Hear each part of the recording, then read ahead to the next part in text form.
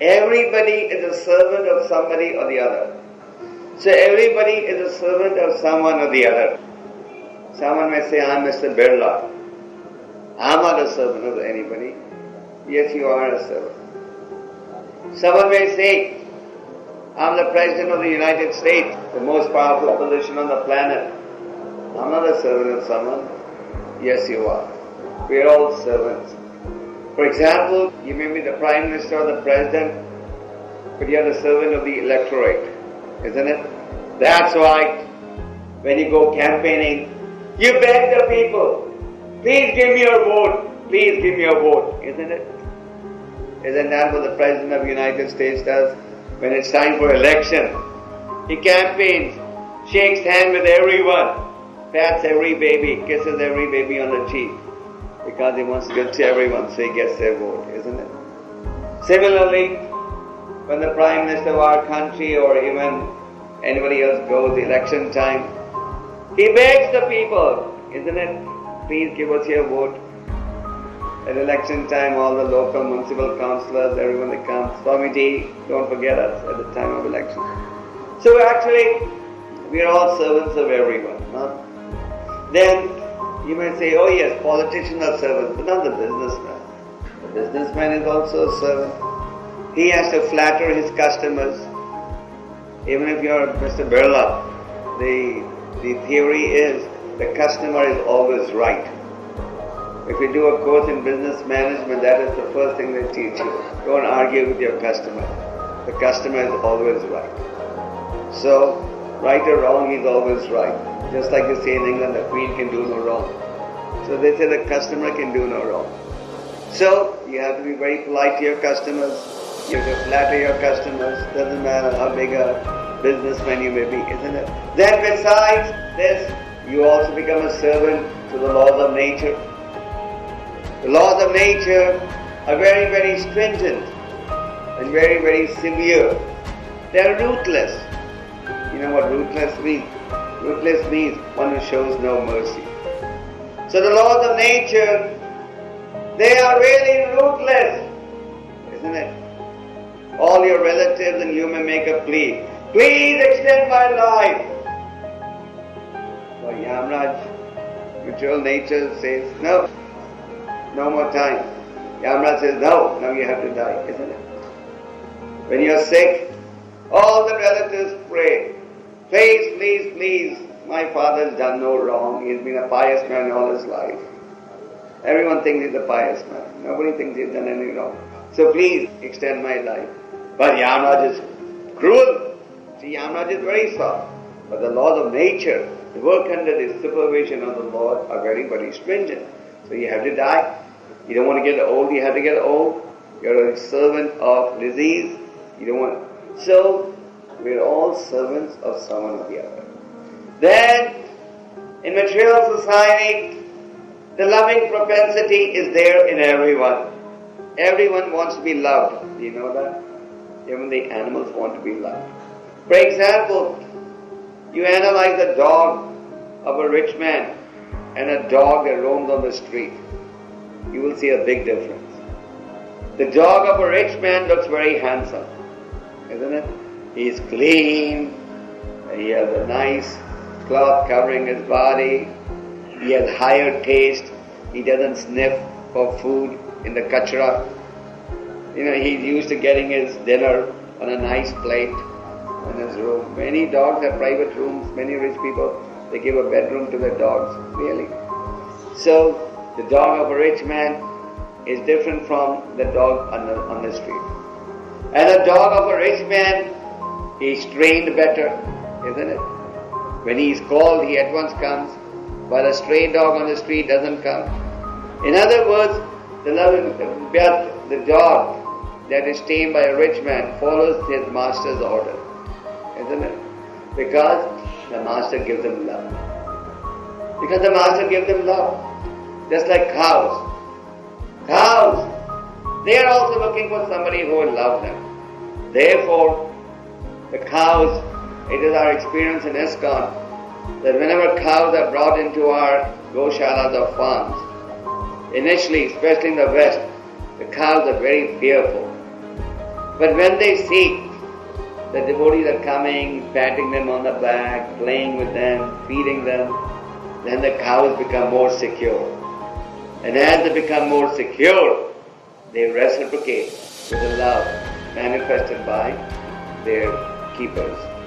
So, the point that I'm making is, we all have a tendency to be loved and to love. Human beings also are searching for someone where you can serve, where you can position your love.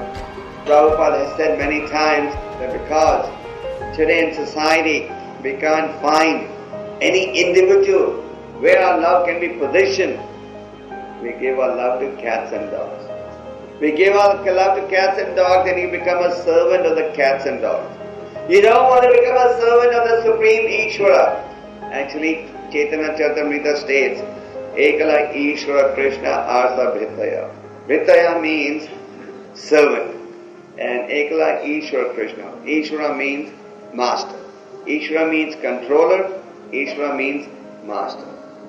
So, Chaitanya Charitamrita establishes that actually there is only one master and all others are actually subordinate to him and all others are actually his servants. So when we do not become a servant of God, then you have to become a servant of your senses. Isn't it?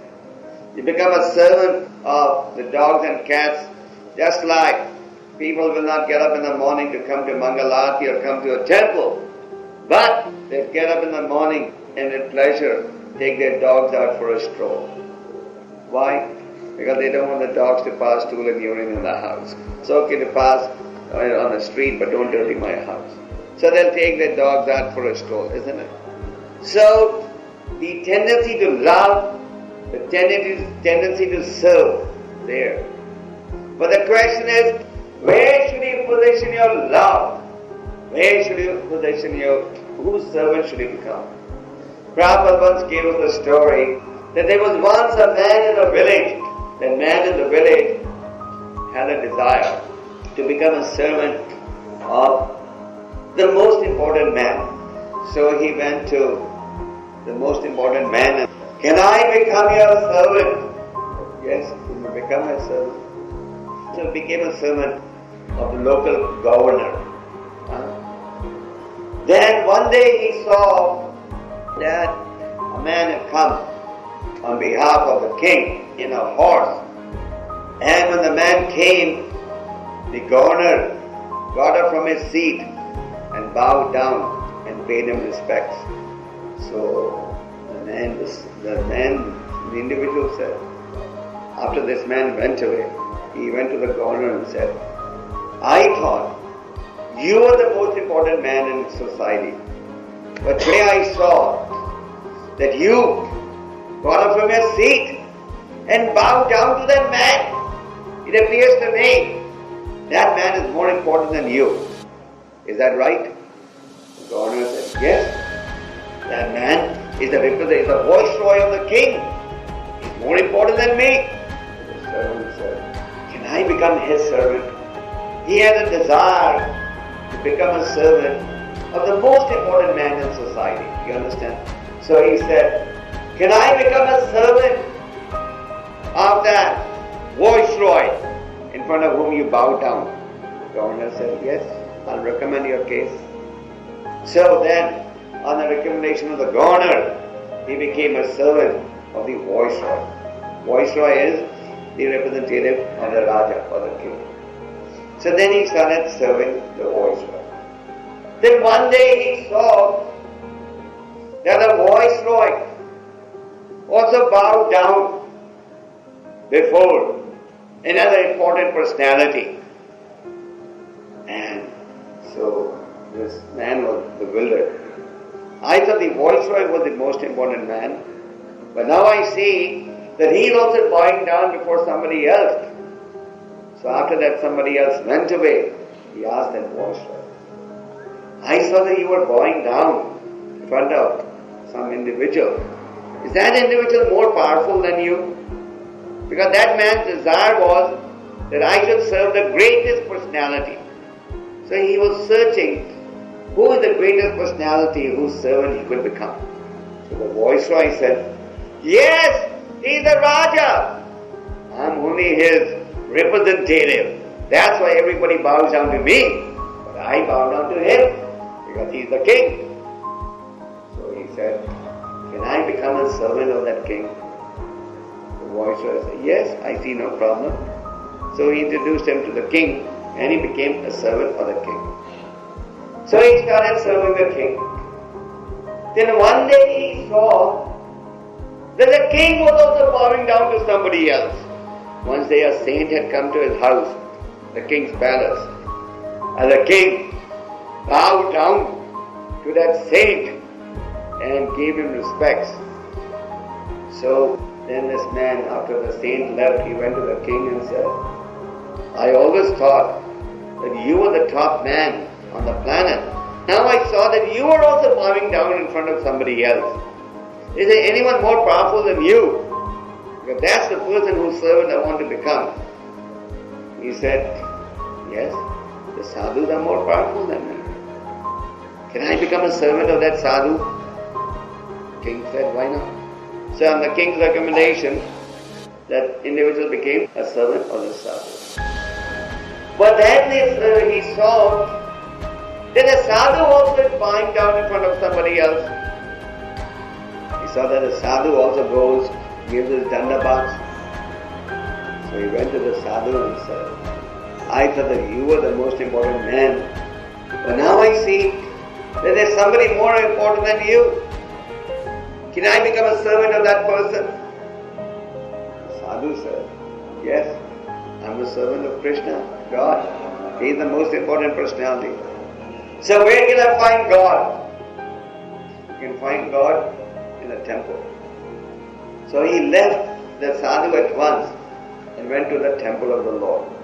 When he went to the temple of the Lord, the temple doors were all closed and it was a very cold night. So the doors were closed and he went to sleep at the entrance of the door. Now it was very cold in the night. So the Lord was so pleased by this man's desire to serve him that the Lord came in the night and put a Hare Krishna chadar on that servant's body. In the morning when they got up, the pujari saw, oh, this beggar is there, he has a chadar on his body, he must have stolen it. And he got very angry, he started fighting with this man. The man said, no. Then the Lord revealed to this pujari that he gave chadar especially to this person, because this person had this desire to serve the greatest and become a servant of the most powerful personality. So then he became a great devotee of the Lord. So the point is that we are all searching to become a servant of an important personality, isn't it?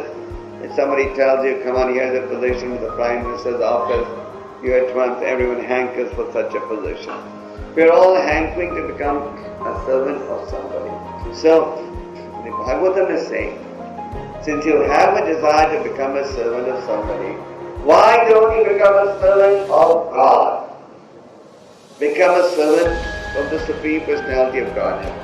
Of course, as we understand from the scriptures, servant of the Supreme Personality of Godhead means becoming a servant of His servant. We should not forget that. Just like Krishna says to Uddhava in the 11th canto of the Bhagavatam, one who says is my servant is not actually my servant. But one who maintains that he is a servant of my servant, he is actually my servant. And what did Chaitanya Mahaprabhu teach us on this point? I'm a servant of the servant of the servant of the servant of the servant of thee. So, because when you become a servant of the Vaishnavas, who have dedicated their lives to propagate the mission of the Lord actually becomes very pleased by your effort, and the Lord reciprocates. So the ultimate goal of all ambitions. So in life people are ambitious, Somebody wants to become a powerful man, somebody wants to become a rich man, somebody wants to become a famous man, isn't it? Everybody has different desires, but the ultimate goal of all ambitions is to become a servant of the Supreme Personality of Godhead.